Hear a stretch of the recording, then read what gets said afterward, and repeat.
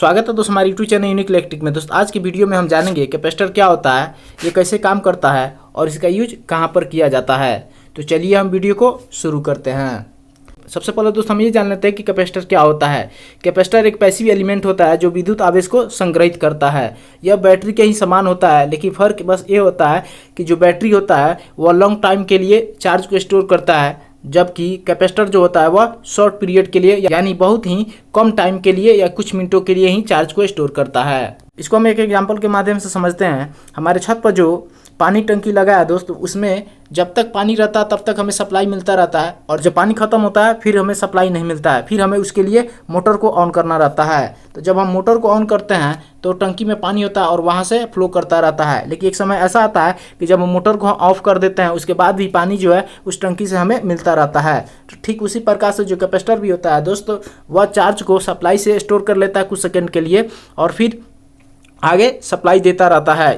इसको आप इस तरह से भी समझ सकते हैं। आपके घर में जो एलईडी बल्ब लगा होगा वो काफ़ी पुराना हो गया होगा दोस्त। कई बार ऐसा भी होता है कि जब सप्लाई कट भी जाती है तब तक वो कुछ सेकंड के लिए जलता रहता है। इसका जो रीजन होता है दोस्त वो कैपेसिटर ही होता है, क्योंकि वो चार्ज को स्टोर करके रखता है और जब सप्लाई कट भी जाती है तो कुछ सेकंड के लिए वह ऑन करके रखता है। इसके बाद दोस्तों जो है इसकी कंस्ट्रक्शन के बारे में हम जान लेते हैं। इसमें दो प्लेट होती हैं, एक पॉजिटिव चार्ज होता है, एक निगेटिव चार्ज होता है। इन दोनों के बीच में डाइलेक्ट्रिक मीडियम रहता है, यानी एक इंसुलेटेड पेपर होता है जो दोनों को आपस में शॉर्ट नहीं होने देता है। जब इसमें सप्लाई दिया जाता है तो यह चार्ज को स्टोर करता है।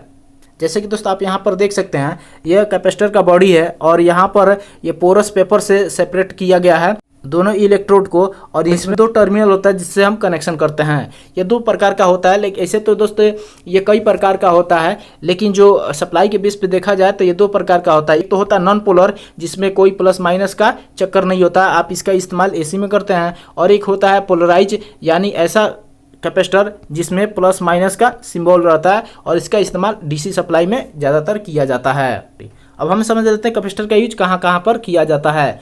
तो कैपेसिटर का यूज दोस्त आप अपने घर में भी देख सकते हैं, सीलिंग फैन में यूज किया जाता है, या आपके घर में अगर फ्रिज या कूलर होगा तो वहाँ पर जो कंप्रेसर होता है उस कंप्रेसर में भी इस तरह का कैपेसिटर का इस्तेमाल किया जाता है। और तीसरा दोस्तों जो इंडक्शन मोटर होता है इसका पावर फैक्टर इंप्रूव करने के लिए कंपनियों में कैपेसिटर बैंक का यूज किया जाता है। या चौथा जो बड़ी बिल्डिंगें होती है उसमें भी पावर फैक्टर को इंप्रूव करने के लिए कैपेसिटर बैंक का यूज किया जाता है। कैपेसिटर का इस्तेमाल इसलिए किया जाता है जब एसी को डीसी में कन्वर्ट किया जाता है, यानी रेक्टिफाई किया जाता है, तो प्योर हमें डीसी नहीं मिलता है, और प्योर डीसी पाने के लिए उसमें कैपेसिटर का इस्तेमाल किया जाता है जो पल्सेटिंग डीसी होता है उसे स्मूथ बनाता है। इसलिए ज़्यादातर सर्किटों में कैपेसिटर का इस्तेमाल किया जाता है। और दूसरा पावर फैक्टर को इंप्रूव करने के लिए कैपेसिटर बैंक का इस्तेमाल किया जाता है। तो दोस्तों अगर वीडियो आपको कहीं भी अच्छी लगी है तो प्लीज़ लाइक कर दीजिए और चैनल को सब्सक्राइब करके इस बेल आइकन को क्लिक कर लीजिए, जिससे हमेशा आपको नोटिफिकेशन मिलती रहे। तो आज के लिए इतना ही। Thank you for watching.